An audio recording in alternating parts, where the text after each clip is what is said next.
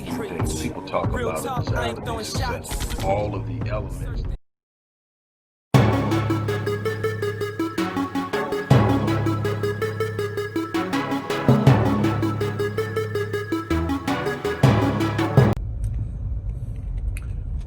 Hello everybody, Dr. Wallace here. Hope everything's going great for you today. I know there's so much going on in your community, so much going on in your cities, around the nation and around the world. It can be overwhelming, but my advice to you is to educate yourself as to the happenings and the dynamics and the causes, and develop personal strategies and family strategies and community strategies that allow you to address the enigmatic issues you face. Don't sit by taking on the mindset of a victim. Don't sit by waiting on someone else to solve your issues. Go out and find those who have answers. Find those seeking answers. Find those willing to partner with you to overcome what it is that's plaguing you. Be active, be mobile, be engaged. Before I get to what I want to talk to you about, I want to remind you, those who saw the earlier video, and for those who didn't, I want to encourage you to go out or click the link and order book number 22, which officially releases on Tuesday, but it's available for sale today. Book number 22 is a follow-up to my 19th book, Born in Captivity, Psychopathology as a Legacy of Slavery. It delves deeper off into the behavior of blacks, the origins, the influences, and what we need to. The name of the book is The Undoing of the African-American Mind, an introduction to cognitive bias reality syndrome. And I want you to check it out, give me feedback on it. Let's sit down and talk about solutions. Let's sit down and talk about what can be done. Let's sit down and talk about interventions and healing. And on that note, I want to talk to you about something today that is what I often talk about is so important. And that is being aware of what's going on around you, not becoming distracted by the media play and the media narratives that are pushed constantly upon us, and being aware of what's going on. We're living in a world where we're constantly being told that America does not have the money to pay the descendants of slaves for reparations, to pay the victims of Jim Crow segregation reparations, to pay us reparations for redlining, benign neglect, urban renewal, all other forms of serial forced displacement, mass incarceration, miseducation, and so much more that has set us back and served to exacerbate the wealth gap. We don't have the money, but all while they got us focused on whether or not they're going to extend the $600 a week package for unemployment, and whether they're going to be another stimulus relief for certain Americans. They passed a bill in July, championed by a Democratic Congresswoman, Anita Lowey, to pay Israel $19 million a day over a certain period of time. It's like a total of 7 point something billion extra on top of what they are paying. They were paying somewhere between 10 and 13 million a day. They've upped that to 19 million a day. And most of that's going directly to Europe. Some of that's going to be earmarked to countries who have signed peace treaties with Israel, like Egypt and Jordan. But nevertheless, it's all for the sake of protecting Israel. Now, I'm not going to get into the political and social and a number of other challenges that's going on with Israel, not because I'm afraid to. I've done it numerous times. My point is, my people right here are struggling in America. My people right here are going through unbelievable challenges as this politicized pandemic is wreaking havoc on small businesses, wreaking havoc on the job force.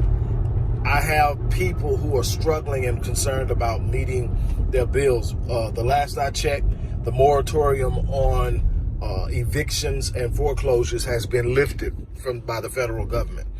Well, it expired, and there hasn't been a new one.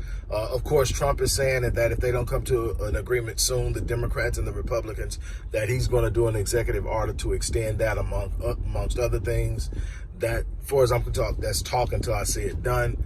But that's what's going on with that. So my focus isn't all of the stuff that you could talk about that's going on in Israel that should be observed. My point is they're being given money to protect them by the U.S. government into the billions at a rate of $19 million a day, but they don't have money to give us reparations. They don't have money to deal with the poverty here in the United States. They don't have money to adequately and sufficiently give a true stimulus to small businesses, which is the foundation for any economy. But they can do what they did under the dark of night. Very few people are aware about this. Very few people are aware of it, but it happened. And so what I am encouraging each of us to do is become more aware, to start applying pressure where pressure needs to be applied. Stop buying into this thing that Democrats are for us. I can show you over and over again. I've written about it. I've spoken about it. I've given video after video showing you that we've not progressed under Democrats no better than we've progressed under Republicans. We have to understand that the right wing and the left wing belong to the same bird. And that bird's been shitting on black people since this country was founded and before.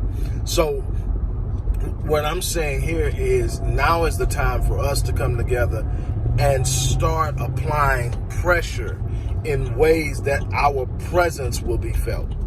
I cannot stress this enough, that you don't get power by begging for it. You get power by taking it. You get power by applying strategic pressure in ways that your presence is felt. There can be no begging. That's not how you get out. We have to take it upon ourselves to strategically move from an economical and financial way of movement, from the way we do business in our community, and so much more. It's going to be up to us how we do this. It's going to be up to us. It's that simple. We can talk all day long. We can beg. We can plead. But until we truly get to a point where we are going to act on our own behalf and not expect someone to do it for us, we will continue to be in last place. Oh, man. So I'm about to get out and run a couple of errands, but I had to drop that on you. Hopefully I'll get a chance to come back and chop it up with you more on this and some other topics a little later on today. Don't forget to go get the book. Also, don't forget to support the work we're doing. We're still trying to set up that 15-city tour so that we can set up these programs in cities that are really in need of them. Black Man Lead, Restoring Ghetto's Forgotten Daughters, Black Empowerment Initiative, and others.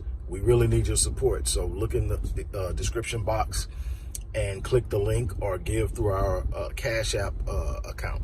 Whatever you do, support what we're doing. Like I said, it's time for us to make moves. I'm out of here.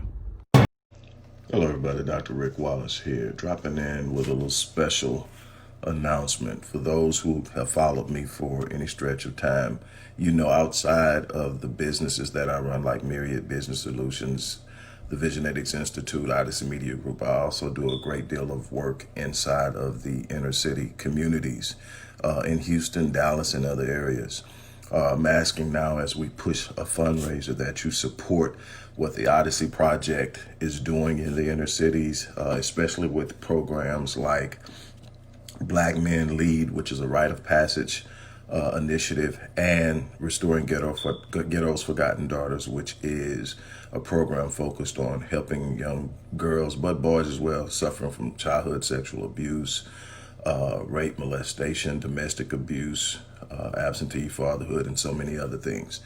The information will be in the box. Thank you.